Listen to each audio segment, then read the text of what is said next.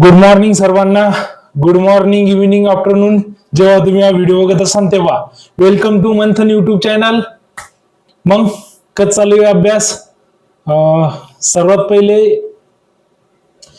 तुम्ही third सेमिस्टरचे paper खूप चांगल्यारीत्या गेल्याबद्दल तुमचे अभिनंदन. आणि तुम्ही एक स्टेप पुढे म्हणजे फोर्थ सेमिस्टर आल्याबद्दल काय स्वागत करू शकतो मी.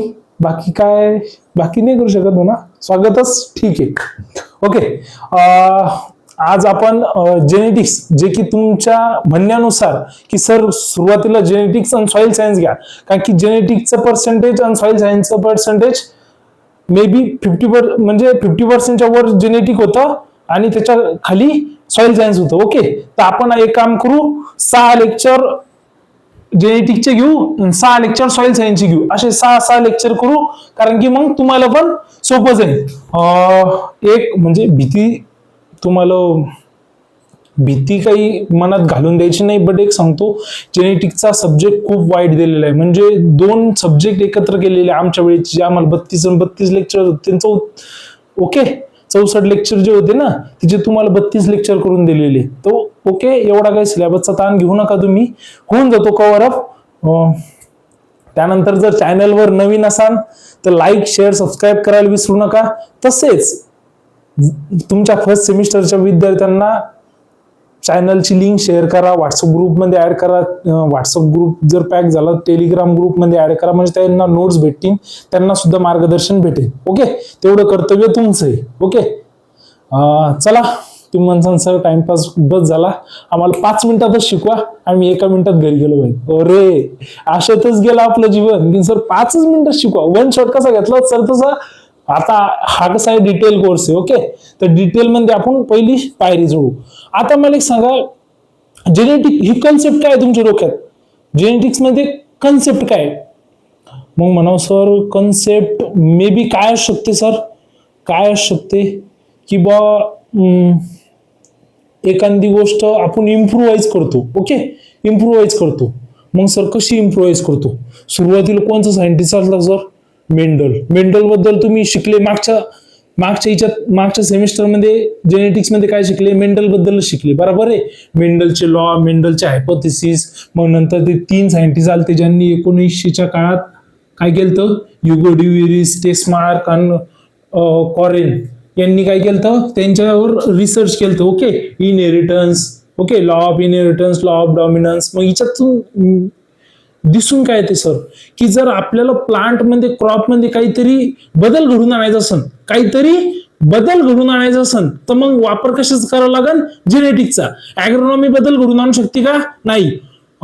एंटोमॉलॉजी बदल घडून आणू शकते का? नाही. सर पॅथॉलॉजी बदल घडून आणू शकते का? नाही. तर मग ब्रांच कोणची लागेल आपल्याला? जेनेटिक्स. ओके, जेनेटिक्स मग काय आहे? Art and science and technology which काय करते?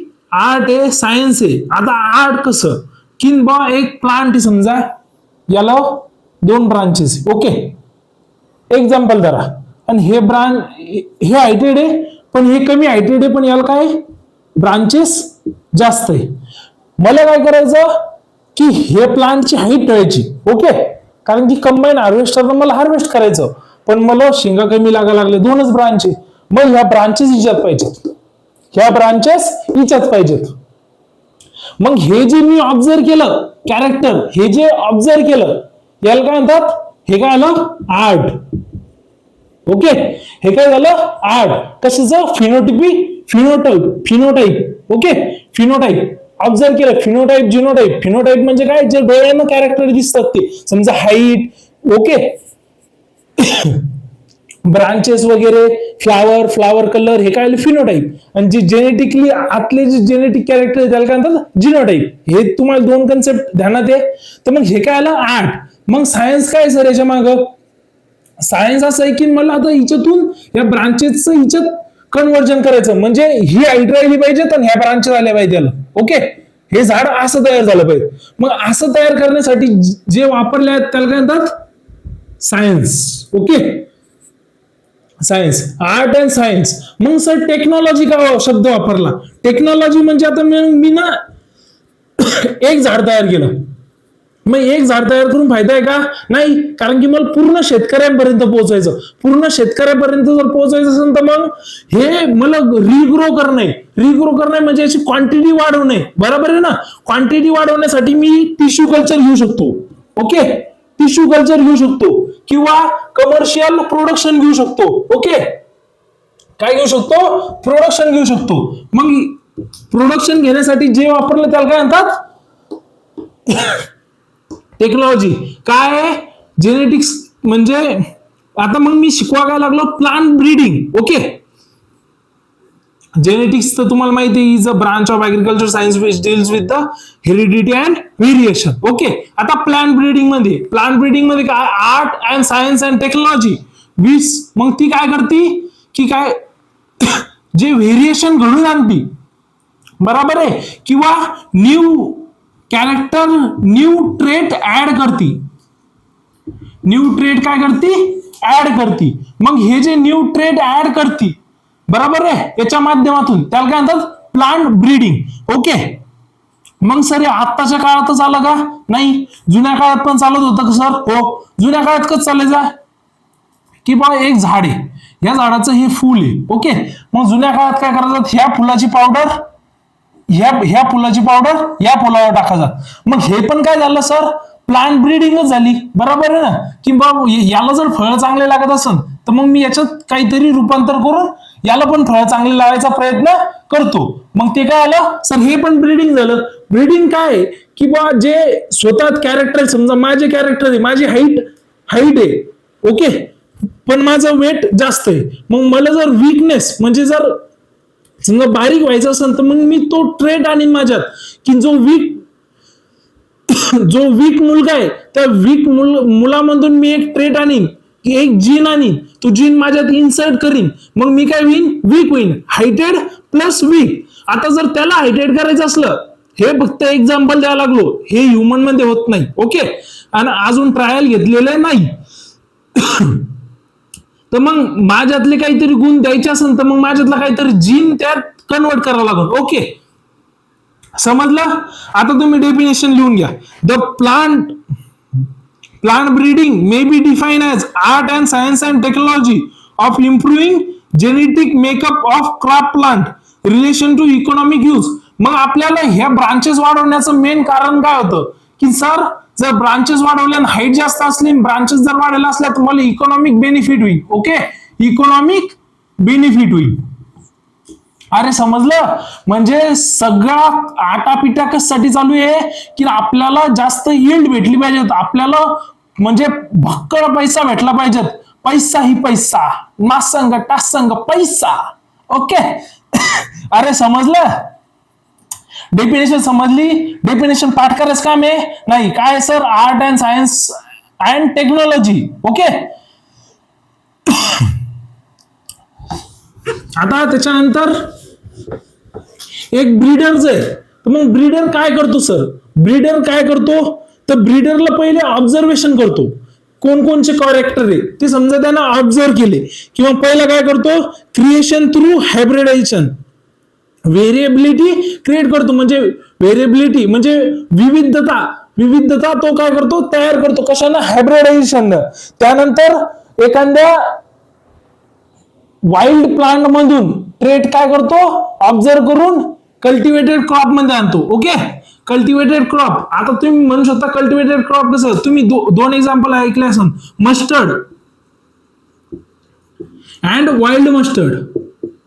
ओके, वाईल्ड मस्टर्ड हे काय आपण वीड म्हणून अभ्यास करतो आणि मस्टर्ड हे आपण कल्टिवेट करतो. पण जर वाईल्ड मस्टर्ड कुठं पण ग्रो होत असेल, याची अडॅप्टेबिलिटी आहे सर. कोण्या पण जर पाऊस पडला, कमी जरी पाणी असलं तरी जर हे ग्रो होत असेल आणि हे जर ग्रो होत नसेल तर मग मला याच्यातून जीन काढायचा की हा कमी पाण्यात कसा जगतो आणि हा जीन काढून हिच्यात इन्सर्ट करायचा, म्हणजे हा पण कमी पाण्यात जगला पाहिजे. मग हे काय झालं? Plant breeding. मग हे करण्याचं काम कोण करतंय? ब्रीडर. ओके, त्यानंतर त्याला काय करायचे? ऑलवेज जेनेटिक्स मध्ये एक शब्द ध्यानात ठेवायचा, सुपेरियर डॉमिनन्स. सुपेरियर डॉमिनन्स म्हणजे ऑलवेज ह्युमन पण काय करतो, आपल्यापेक्षा सुपेरियर म्हणजे आपण ज्या लेवलला आहे त्यापेक्षा सुपेरियर बनण्याचा प्रयत्न करतो. म्हणजे जर माझ्याकडे आज 1 लाख रुपये असतील तर मला उद्या 2च लाख रुपये पाहिजेत, मी म्हणेन का माझ्याकडे 50,000 रुपये पाहिजेत, नाहीत मग ऑलवेज माणूस पण काय करतो, सुपेरियर बनण्याचा प्रयत्न करतो, म्हणजे मोठा बनण्याचा प्रयत्न करतो. मग तसं पण ब्रीडर काय करतो की ऑलवेज इकॉनॉमिकल यील्ड वाढवण्याचा प्रयत्न करतो, म्हणजे सुपेरियर कॅरेक्टर सिलेक्ट करतो. ओके, आता ब्रीडर बद्दल समजलं, ब्रीडर काय करतो. ओके, मग आता याच्यानंतर हिस्ट्री की मग केव्हापासून चालू आलं, तर सन 1700च्या त्याच्या अगोदर पण चालू होतं, पण त्याच्या अगोदरचा जो दस्तावेज आहे तो आपल्याकडे नाहीये आणि आपल्याला शिकण्यात पण नाही. मग अर्ली 90च्या काळात एक सायंटिस्ट होते थॉमस फेअरचाइल्ड.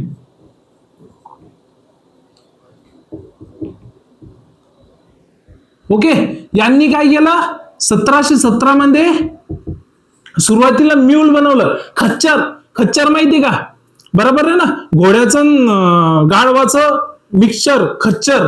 मग काय तयार केलं, म्यूल. मग हे काय होतं, पहिलं लिव्हिंग हायब्रिडाइज होतं. ओके, काय होतं, हायब्रिडाइज होतं. त्यानंतर दुसरे सायंटिस्ट आले केनाईट.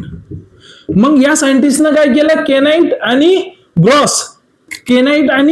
ग्रॉस सायंटिस्ट यांनी काय केलं, हायब्रिडायझेशन पी वर एक्सपेरिमेंट केला, पण तो पी वर जो एक्सपेरिमेंट होता तो यांचा फेल गेला. पण तोच पी वरचा एक्सपेरिमेंट कोणाचा पास झाला, यांचा काय आला, फेल झाला. पण मेंडलचा काय झाला, मेंडलचा पी वरचा एक्सपेरिमेंट पास झाला. बट त्यांना पण रिकॉग्नायझेशन भेटलं का, नाही सर, रिकॉग्नायझेशन भेटलं नाही. त्यांच्या दस्तावेजवर त्यांच्या मृत्यूनंतर 1900च्या काळात 3 सायंटिस्ट, टेस्मार, त्यानंतर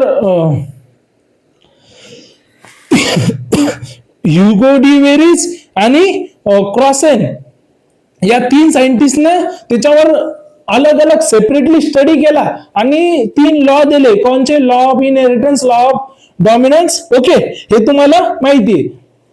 तिथून मग जेनेटिक्सची कहाणी चालू झाली. मग फादर ऑफ जेनेटिक्स कोणाला म्हणतात, मेंडलनं काय केलं तर जेनेटिक्सवर पीवर हायब्रिडायझेशन एक्सपेरिमेंट केलता. ओके, त्यांचेच ते.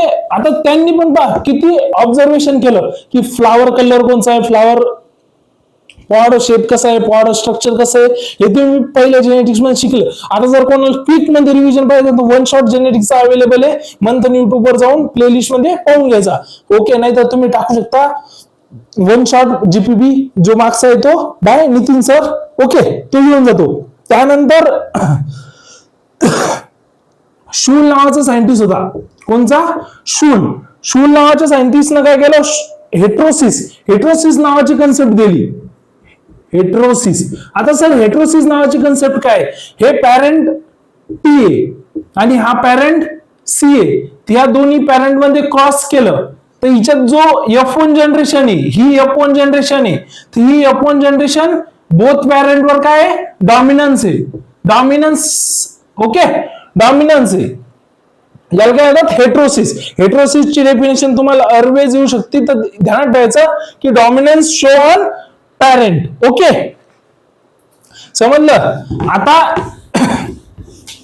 त्याच्यानंतर सर काय झालं, वॅविलो आले. वॅविलो यांनी काय केलं, सेंटर ऑफ ओरिजिन नावाची कन्सेप्ट दिली. सेंटर ऑफ ओरिजिन म्हणजे काय सर, सेंटर ऑफ ओरिजिन म्हणजे आता तुमचे व्हीट झालं, राईस झालं, हे कुठून तरी तयार झाले असेल ना, कुठेतरी यांचं ओरिजिन असेल, तर ते ओरिजिन शोधण्याचं काम, ती कन्सेप्ट कोण दिली, सेंटर ऑफ ओरिजिन. किंवा कुठून तरी सुरुवात झाली असेल ना, व्हीट लावण्याची सुरुवात झाली असेल ना, ती लावण्याची सुरुवात जिथून झाली त्या जागेला, मग त्या ओरिजिनला मग सेंटर ऑफ ओरिजिन म्हणतात. मग व्हीटच का, नाही सर, सर्व याचे. मग मेनली सेंटर ऑफ ओरिजिन किती आहे, पूर्ण अर्थवर सेंटर ऑफ ओरिजिन किती दिलेले आहे, 8 सेंटर ऑफ ओरिजिन दिलेले. मग 8 सेंटर ऑफ ओरिजिन मध्ये तुम्ही आता आपण पुढच्या लेक्चर मध्ये जसं तो टॉपिक येईल तेव्हा तुम्हाला ते 8 सेंटर मी शिकून देईन, कोणकोणचे सोपे पाठ करायला. आणि याच्यावर नेहमी क्वेश्चन राहतो सेंटर ऑफ ओरिजिन वर. तर सायंटिस्टचं नाव ध्यानात ठेवायचं, वॅविलो. ओके, त्यानंतर बॉर्लॉग आले. आता बॉर्लॉग सायंटिस्टचं नाव तुम्ही ऐकलं असाल, नाही सर आम्ही ते तर नाही ऐकलं. ग्रीन रिव्हॉल्युशन ऐकलं का, हो सर, कुठं कुठं तरी ऐकले. ग्रीन रिव्हॉल्युशन म्हणजे काय सर? ग्रीन रिव्हॉल्युशन म्हणजे काय झालं सर? प्रोडक्शन वाढलं होतं. मग प्रोडक्शन अचानक वाढलं का? नाही सर, प्रोडक्शन अचानक वाढलं, त्याच्या मागे काहीतरी रिझन होतं. मग रिझन हे होतं की आपल्या इथे जुने व्हीट अँड राईस घेत होते. ओके, पण व्हीट अँड राईसच्या व्हेरायटी ज्या होत्या त्या लॉंग वाढत जात, म्हणजे उंच वाढत जात. उंच वाढल्यामुळे काय होत, त्याची लॉजिंग होती. लॉजिंग समजते का? लॉजिंग म्हणजे ते पडत होते, कोलॅप्स होत होते. मग ते कोलॅप्स होत होते व्हीट अँड राईस, त्याच्यामुळे प्रोडक्शन होत होतं का? नाही सर. मग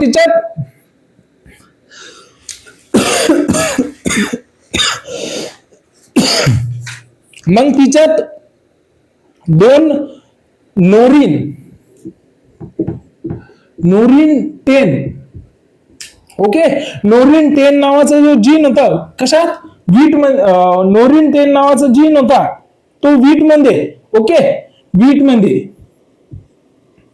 आणि डीजीओ जीन हा जो जीन होता हा होता राईस मध्ये. मग या दोन्ही जीनचं इन्सर्शन याच्यात करून या आपल्या व्हीट मध्ये नोरिन 10 नावाचा जीन इन्सर्ट केला, त्यामुळे तो काय झाला? डॉट झाला. मग डॉट झाल्यामुळे काय होता? त्याचं लॉजिंग थांबलं. लॉजिंग थांबल्यामुळे ओव्हरऑल आपलं प्रोडक्शन वाढलं. मग फक्त एवढंच केलं का? नाही सर. मग याच्यात इन्व्हायरमेंटल अडॅप्टेशन, त्यानंतर सर फर्टिलायझर डोस ऍप्लिकेशन, त्यानंतर fertiliser application, manure application, insecticide, pesticide management, हे सर्व जे ऍग्रिकल्चर एकत्र आणून जेव्हा त्या व्हीटवर रिसर्च केलं, म्हणजे काम केलं, तेव्हा आपलं काय आलं? प्रोडक्शन वाढलं. तर मग बॉरलॉग काय? फादर ऑफ इंटरनॅशनल लेवलला ग्रीन रिव्होल्युशनचे फादर कोण आहे? बॉरलॉग. आणि आपल्या इथं कोण आहे?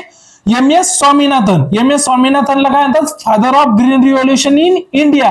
मग त्यांनी बॉरलॉगच्या मदतीनं, एम.एस. स्वामीनाथननं, बॉरलॉगनं स्वतः त्यांच्या कंट्रीमध्ये रिव्होल्युशन आणलं होतं. मग एम.एस. स्वामीनाथन त्यांच्या वर्कवर लक्ष ठेवून होते. मग त्यांनी बॉरलॉगच्या मदतीनं आपल्या इथलच्या व्हीट मध्ये ते नॉरिन 10 नावाचा जो जीन आहे तो इन्सर्ट केला आणि आपल्या व्हीटची हाईट कमी केली. ओके, त्याच्यामुळे आपलं प्रोडक्शन वाढलं. ओके, समजलं? हे सायंटिस्ट बद्दल झालं. मग सर आपल्याला ऑब्जेक्टिव्ह काय? याच्यातून साध्य काय करायचं सर? ब्रीडिंग मधून साध्य करायचं सगळ्यात जास्त हायर यील्ड. पहिलं कॅरेक्टर कोणचं करायचं? Higher yield. Higher yield.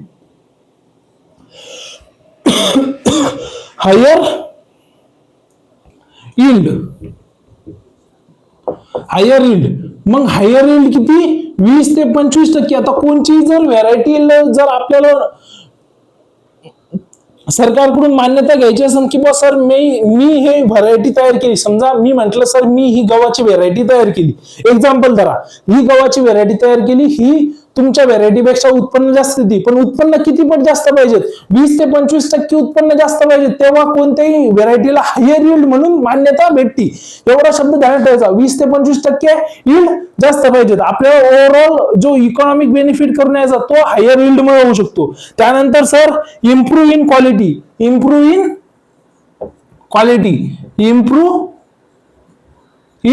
Quality. आता काही लोकांचा प्रश्न असेल की सर तुम्ही शिकवा लागले, पण सर तुमच्या नोट्स कुठून भेटतील? तुम्ही इथं लिहून देता पण तुम्ही PPT वर शिकवत नाही सर, बरोबर आहे ना? तर त्याचं पण एक सोल्युशन आहे आपल्या मंथन चॅनलवर. तुम्हाला म्हणजे मंथनच्या व्हॉट्सअप चॅनलवर, टेलिग्राम चॅनलवर लेक्चर वाईज, म्हणजे फर्स्ट लेक्चर, सेकंड लेक्चर, अशा दोन लेक्चर मिळून, फर्स्ट आणि सेकंड लेक्चरचं 2 लेक्चर मिळून एक नोट्स भेटत जाईल.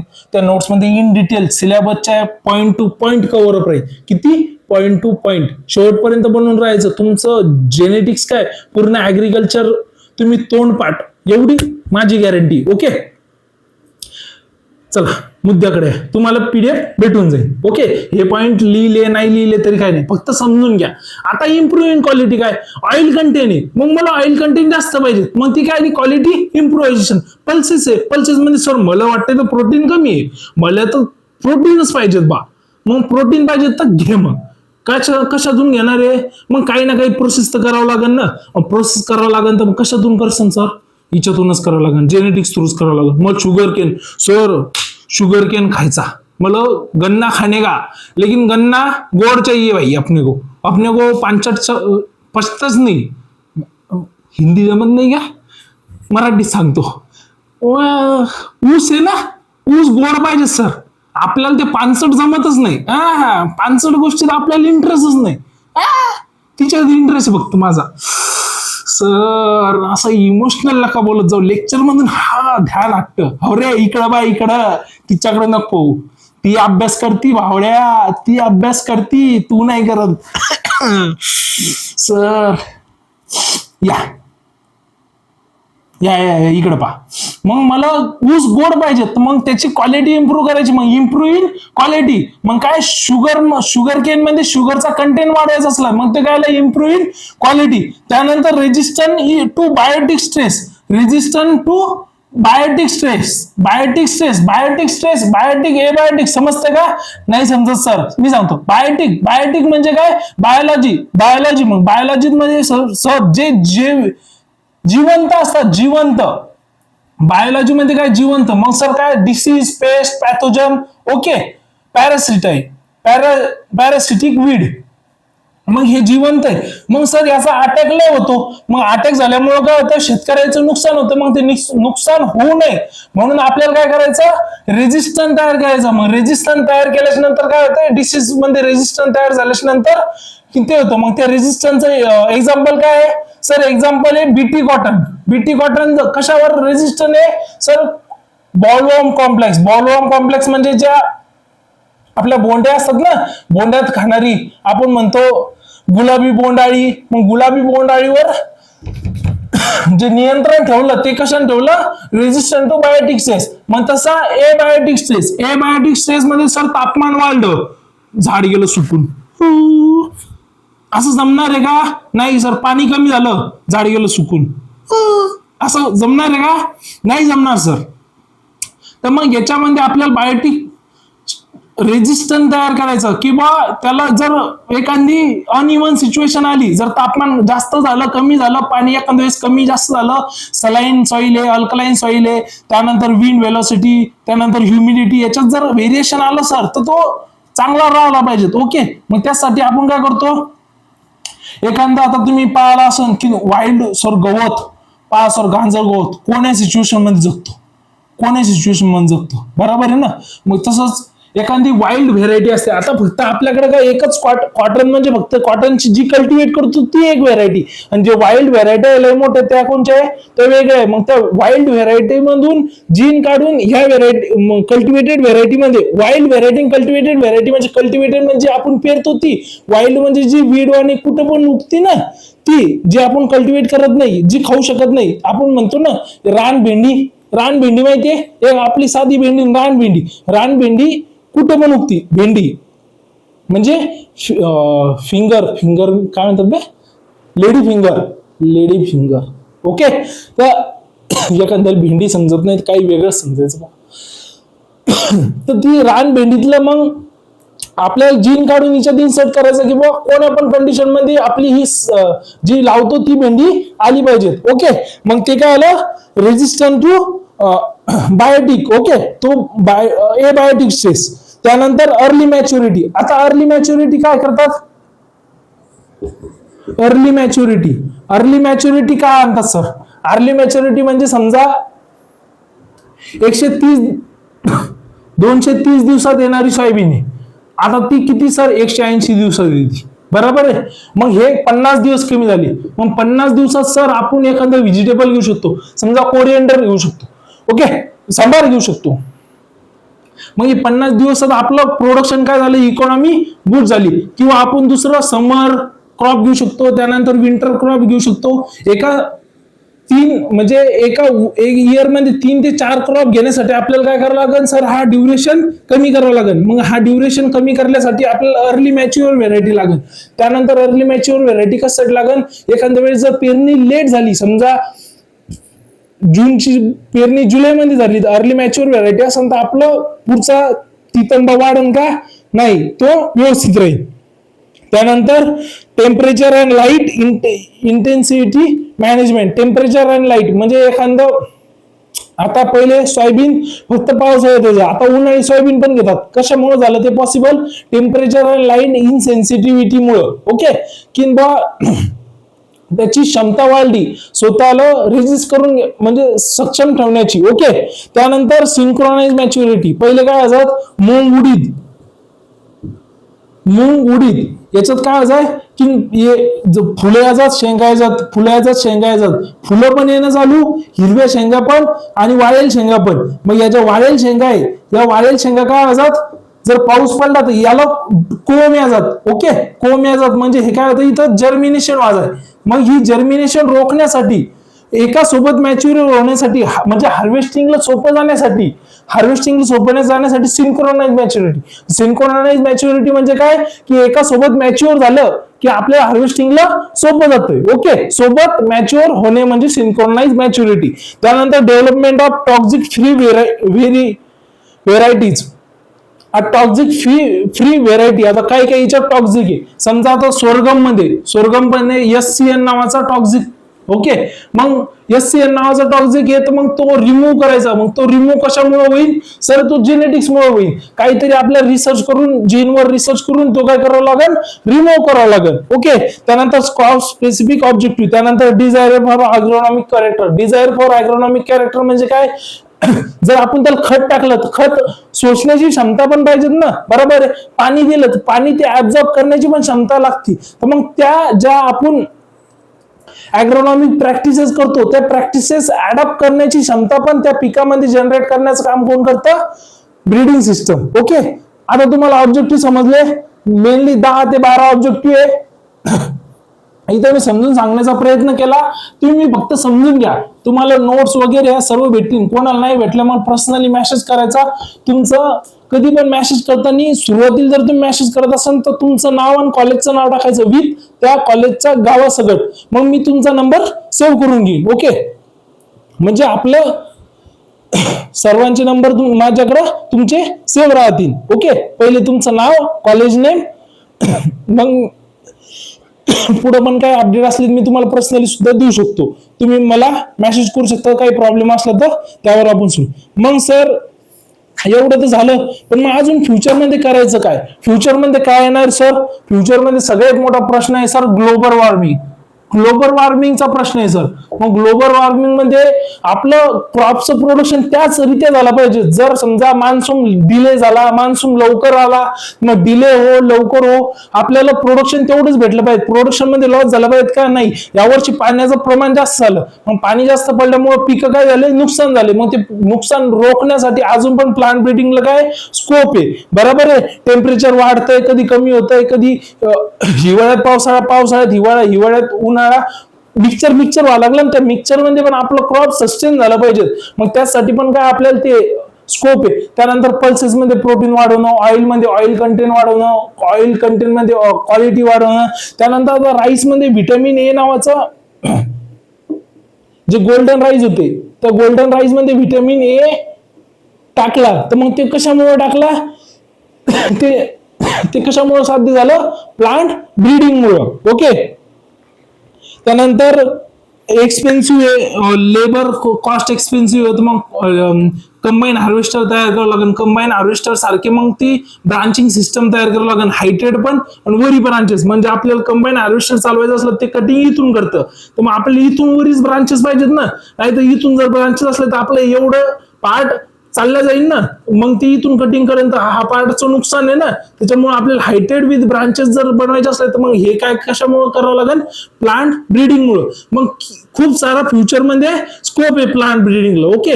आता इथपर्यंत तुम्हाला समजलं, कोणाला काय अडचण, शॉर्ट बट स्वीट तुम्हाला सर्व समजून सांगण्याचा प्रयत्न केलेला आहे. जर तुम्ही म्हणसाल की सर लेक्चरची ड्युरेशन वाढवा पण आम्हाला स्लोली समजून सांगा, तर मी त्यासाठी पण रेडी आहे. पण तुम्ही कमेंट करत चला. ओके. तुम्हाला लेक्चर समजलंच असेल आशा बाळगतो. लाईक शेअर सबस्क्राईब करायला विसरू नका. ओके. तुमच्या मित्रासोबत शेअर करायला विसरू नका. फर्स्ट सेमिस्टरच्या विद्यार्थ्यांसोबत शेअर करायला विसरू नका. ओके. धन्यवाद. आणि कमेंट करायला विसरू नका रे बाळा.